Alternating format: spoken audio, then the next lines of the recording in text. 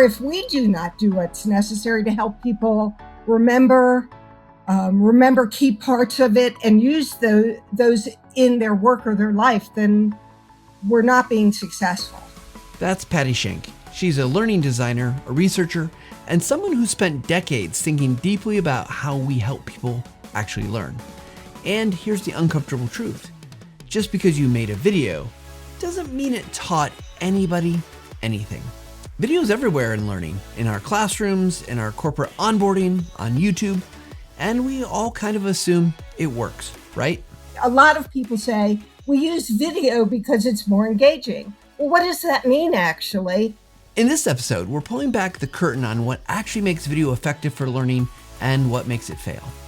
Because as Patti reminds us, it's not about the format, it's about the processing. So that people have to think about what they just saw, or they may say, let me see it again. That sort of thing. That's one of the biggest ahas I got, that the processing is the instruction. Let's start with the brain. You might have heard of Mayer's multimedia theory. It explains how we learn from images and audio at the same time. Patti breaks it down with a simple idea. We have two channels, visual and auditory. We read much faster than we listen, so that's a difficulty. For example, if we have text on the screen that just picks out some key words, and we have an image that we're describing with narration, it's easier. That mismatch causes overload. If your video shows text and reads it out loud, your brain gets caught in a tug of war. Think of it like a car ride. You're watching the scenery go by, but suddenly you arrive and you don't remember a thing. That's what passive video does to your brain. So what actually works? Patti says it comes down to one word: control. Is the fact that people can review video more than once a big deal? I would have said, well, I don't know that it's a big deal, but it's a good thing. And now I know it's a huge deal, which means one of the tactics that you and I need to follow is they must always have a player. And they must be able to stop, start, and replay. That's one of the massive ahas about good video is don't just play video.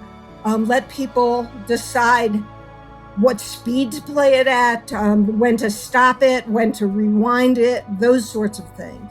Let learners pause. Let them rewind. Let them go at their own speed.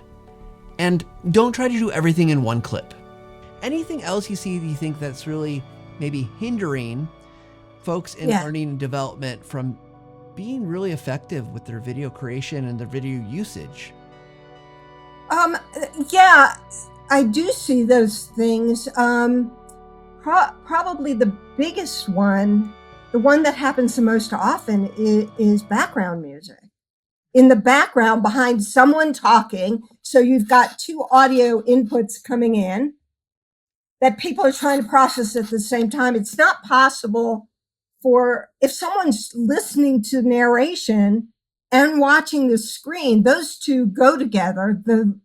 The background music doesn't necessarily, unless you've got, let's say you've got background music that has I don't know, the sound of water going over a cliff, and you're talking about waterfalls, that sort of thing. So it's part of it. I see way too much and way too loud and audio going behind.